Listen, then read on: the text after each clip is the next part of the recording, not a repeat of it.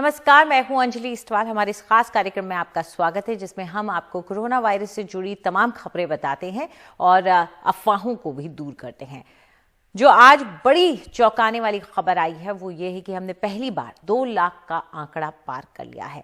आप daily cases का जो ग्राफ हम आपको दिखा रहे हैं उसमें साफ तौर पर देख सकते हैं कि जो दूसरी लहर है वो तेजी से आई है, तेजी से बढ़ी है और अब हम 2 लाख के आंकड़े के पार हो चुके हैं। पहली वेव में यानी कि उसके पीक में 17 सितंबर को आप देख सकते हैं हमने 97,000 का मामला पार किया था, लगभग 98,000 के पास पहुंच रहे थे। लेकिन ये जो दूसरी वेव है, दूसरी लहर है, इसमें हमने अब 2 लाख का आंकड़ा पार कर लिया है।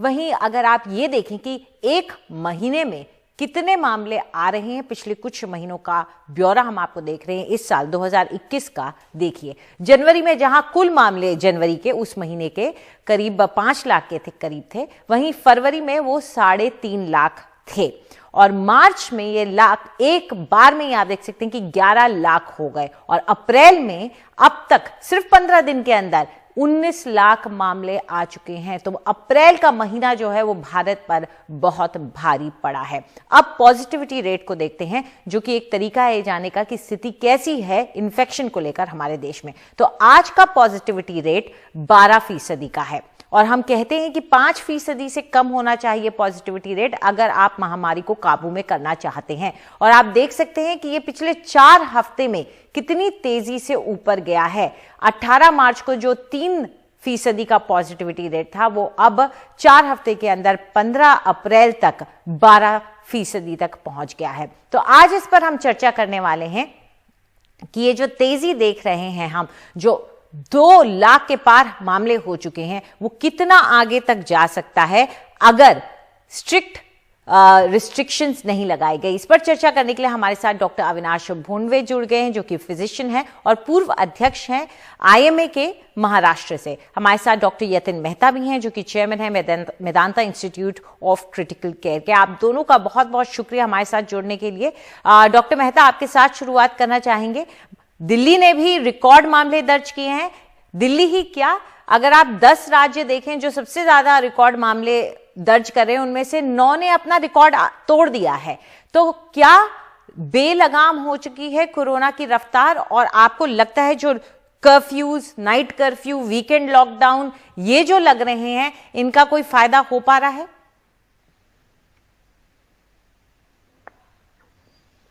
देखिए अंजलि, ये सब करना ठीक है, पहले तो जल्दी करना था, कोई बात नहीं, लेकिन तो ये सारे जो पॉलिटिकल गैदरिंग है, इलेक्शन रैली चल रही है, महाकुंभ में चल रहा है, गुरुद्वारों में, मस्जिद में रमजान चल रहा है, सब बंद कर देना।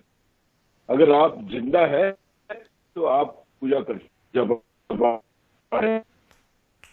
फर्क पड़ता है। तो ये मेरे ख्याल से वॉर शूटिंग में इसको हैंडल करना चाहिए। हाथ खड़े करने वाला का टाइम नहीं है, तो जो भी स्ट्रिक्ट गाइडलाइंस है उसकी हमें फॉलो करना चाहिए और एक दूसरे को ब्लेम करना भी छोड़ देना चाहिए। सबको इसमें एफर्ट लगाना पड़ेगा, नहीं तो बहुत ज्यादा खतरा है। जी डॉक्टर मेहता, हम आपके साथ दोबारा कनेक्ट करने की कोशिश करेंगे। थोड़ा आपका सिग्नल खराब है, लेकिन तब तक आपसे बात कर लेते हैं डॉक्टर भोंडवे। महाराष्ट्र की स्थिति भी कुछ अच्छी नहीं है, लेकिन वहां पे स्थिति की बुरी हालत को सरकार समझ चुकी है और कहीं ना कहीं जो स्ट्रिक्ट रिस्ट्रिक्शंस हैं वो शायद अब हमें थोड़े टाइम के बाद जाकर के उसका असर नजर आएगा। क्या ये फायदा देंगी कोरोना की रफ्तार को रोकने के लिए राज्य में? 2 बातें हैं।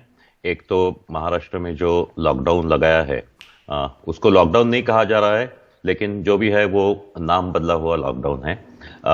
ये जो है ये पहले ही लगाना चाहिए था। महाराष्ट्र में फरवरी की शुरुआत में से ही ये दूसरी लहर शुरू हो गई और वो जो आंकड़ा लास्ट वेव का था, फर्स्ट वेव का जो आंकड़ा था, जो सितंबर में था 23,000, वो 6 हफ्तों में ही पार कर चुके। तो उसके पहले ही ये रोक लगानी चाहिए थी। सरकार ने बार बार अपील की, बार बार बताया कि अगर आप आपका व्यवहार नहीं सुधरोगे, कोरोना बिहेवियर अगर नहीं होगा, कोरोना एप्रोप्रिएट बिहेवियर, तो लॉकडाउन लगाना पड़ेगा। लेकिन ये बात मानी नहीं गई, न लोगों ने मानी, न पॉलिटिकल पार्टीज ने मानी, न सोशल या रिलीजियस लोगों ने मानी। तो ये आंकड़े बहुत ही बढ़ गए। तो कल से ये लॉकडाउन शुरू किया है। ये 15 दिनों का है। मुझे खुद नहीं लगता कि 15 दिनों में कोई इसमें खास सुधार आएगा, क्योंकि कल तक तो 58,000 नए मामले दर्ज हुए हैं।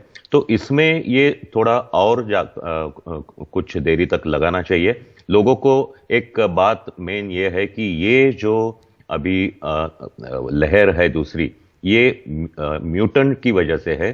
कल की जो न्यूज़ है उसमें 4 म्यूटेंट बहुत ही जोरों से महाराष्ट्र में और पूरे देश में फैल रहे हैं।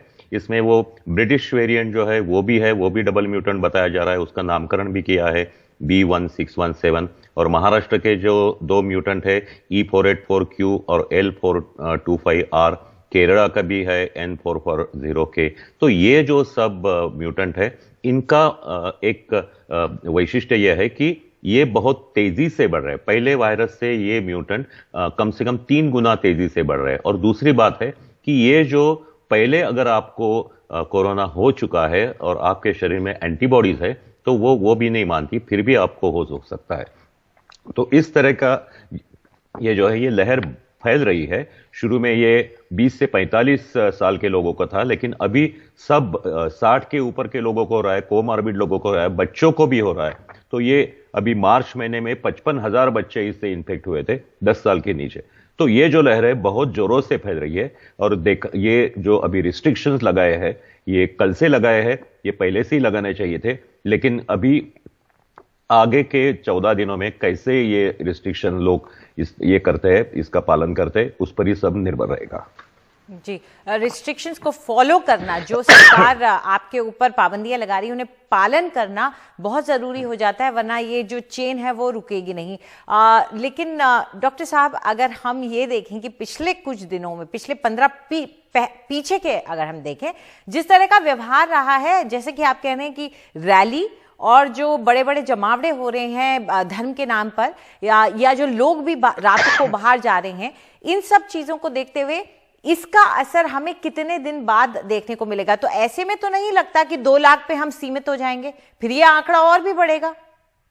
ये तो बहुत सही बात है, क्योंकि अभी देश में जो कुंभ मेला चालू है या और जगह पर सब, जैसे कि यतिन मेहता सर ने बताया कि गुरुद्वारों में या इवन ये रोजे चल रहे हैं, ये सब जो बातें हैं ये धार्मिक बातें हैं। और भारत, हमारे हिंदुस्तान के जो लोग हैं, ये इस बारे में बहुत ही सेंसिटिव होते हैं, तो इसलिए सरकार भी इस पर रोक नहीं लगा पाती।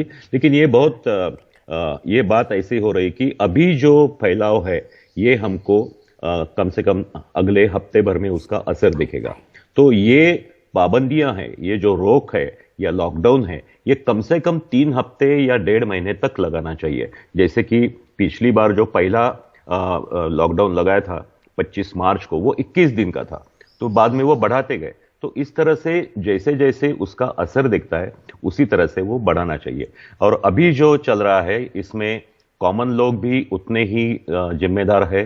रिलीजियस, पॉलिटिकल, सोशल, सभी लोग खाली बातें करते हैं, बताते हैं, लेकिन खुद होके अपनी जिम्मेवारी नहीं समझ रहे हैं। चाहे वो किसी भी पॉलिटिकल पार्टी के हो, किसी भी धर्म के हो, सब लोग जिम्मेदार है कि ये जो कोरोना एप्रोप्रिएट बिहेवियर है वो उसका पालन नहीं किया जा रहा है, वो बातें फॉलो नहीं हो रही है। तो बहुत जरूरी है ये कि हर भारतीय ने ये सोचना चाहिए कि ये जो रिस्ट्रिक्शंस लगाई है ये मेरी जिम्मेदारी है, न तो ये हमारा एक सिटीजन के तौर पर फर्ज बन जाता है कि हम उसे फॉलो करें। डॉक्टर मेहता, आप अपनी बात बता रहे थे, आपका क्या मानना है कि क्या ये 2 लाख पर सीमित हो जाएगा, या अभी हमें एक देश के तौर पर अभी बहुत कुछ देखना पड़ेगा, ये नंबर्स कहीं ज्यादा आगे जा सकते हैं? देखिए, मैं सिर्फ इतना ही कहना चाहूंगा कि 2 लाख केसेस पर डे में ही हमारी हेल्थ का जो सिस्टम्स है, हॉस्पिटल्स और आईसीयू बेड्स,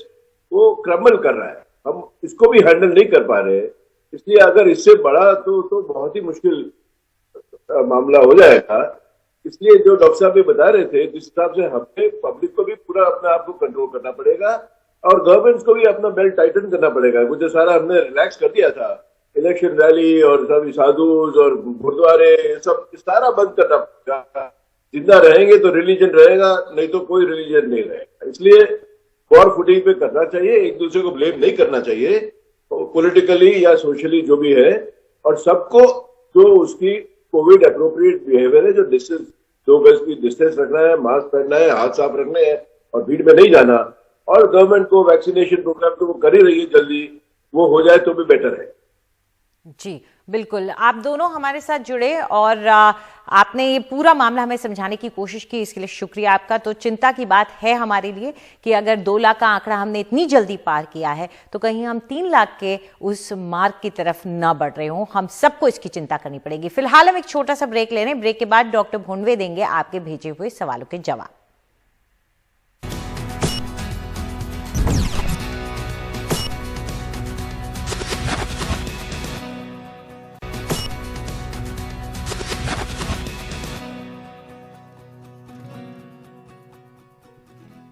हमारे इस कार्यक्रम में आपका एक बार फिर से स्वागत है और अब वक्त है आपके भेजे हुए सवालों के जवाब देने का। डॉक्टर भोंडवे हमारे साथ जुड़े हुए हैं। पहला सवाल डॉक्टर भोंडवे भेजा है विनीता सिन्हा ने नोएडा से, सुन लीजिए। मैं विनीता सिन्हा नोएडा सेक्टर 62 से बोल रही हूँ। आज कोविड केसेस 2 लाख से भी ऊपर हो गए हैं। हम लोग बहुत ही चिंतित हैं। हमें इसके लिए क्या करना चाहिए? देखिए, कोविड के जो आंकड़े हैं वो कितने भी बढ़ चुके, आपको जो भी हमारे प्रिवेंटिव मेजर्स है, कोविड एप्रोप्रिएट बिहेवियर है, वो आपको इस्तेमाल करने चाहिए, जो कि मास्क पहनना, हाथ साफ करना और भीड़ में नहीं जाना, बेवजह बाहर नहीं जाना। और दूसरी बात है कि अगर आपको कोई भी सर्दी खांसी, कोई भी छोटा भी लक्षण हो तो आपको इमीडिएटली डॉक्टर को दिखा के अगर जरूरत पड़े तो कोविड टेस्ट करना है। और सबसे अहम बात यह है कि अगर आपके कांटेक्ट में कोई भी कोविड पॉजिटिव पेशेंट आ गया तो आपको कांटेक्ट ट्रेसिंग में खुद ये करके अपनी खुद की टेस्ट करनी चाहिए। घबराइए नहीं, अगर आप ये कोविड एप्रोप्रिएट बिहेवियर ये करोगे तो आपको जरूर उसका फायदा होगा, आप उससे बचे रहेंगे। उसके साथ ही अपनी जो निजी सेहत है उसका भी ख्याल रखें। और अगर आप वैक्सीनेशन के उस ग्रुप में बैठते हैं तो आप जरूर अपना वैक्सीनेशन भी करा के लें। जी बिल्कुल, अगर आप एलिजिबल हैं तो अपना वैक्सीनेशन जरूर कराएं, हिचकिचाएं नहीं। चलिए अगला सवाल ले लेते हैं। नमस्कार डॉक्टर, मैं अदम्या हरित हूँ गुड़गांव से। मेरा प्रश्न ये है कि क्या वैक्सीन लगने के बाद भी कोविड संचारित हो सकता है? इसमें 2 बातें हैं कि वैक्सीन लेने से आपको कोविड नहीं होता, और दूसरी बात है कि वैक्सीन जो है वो 100% उससे इफेक्टिव नहीं होता। आपको वैक्सीन का पहला डोज लेने के बाद 15 दिन या 1 महीने तक आपको 50% इम्यूनिटी आती है, यानी चांस ये रहता है कि आपको 50% चांस है कि आपको कोविड हो सकता है। और दूसरा डोज लेने के बाद भी आपको 70 से 80% इम्यूनिटी आती है। इसका मतलब ये है कि 30% लोगों को या हर एक को 30% चांसेस रहते हैं कि आपको कोविड हो सकता है। तो इसमें भी कोई डरने की बात नहीं है। अगर आपने वैक्सीनेशन किया है और फिर भी आपको कोविड हो गया तो वो सीवियर नहीं रहता, वो बहुत ही माइल्ड तरीके का सौम्य कोविड रहता है। तो आप जरूर वैक्सीनेशन करा लीजिए और कोई भी इस बात से हिचकिचाए नहीं, उससे फायदा ही होगा। जी बिल्कुल, क्योंकि लोग अक्सर कहते हैं कि अगर कोविड होगा तो फिर वैक्सीन क्यों लगाएं। तो साफ कर दिया है डॉक्टर ने, अगर वैक्सीन लगवाएंगे तो कोविड हो भी गया तो मौत नहीं होगी और सिवियर डिजीज यानी गंभीर बीमारी नहीं होगी, इसलिए वैक्सीन जरूर लगाएं।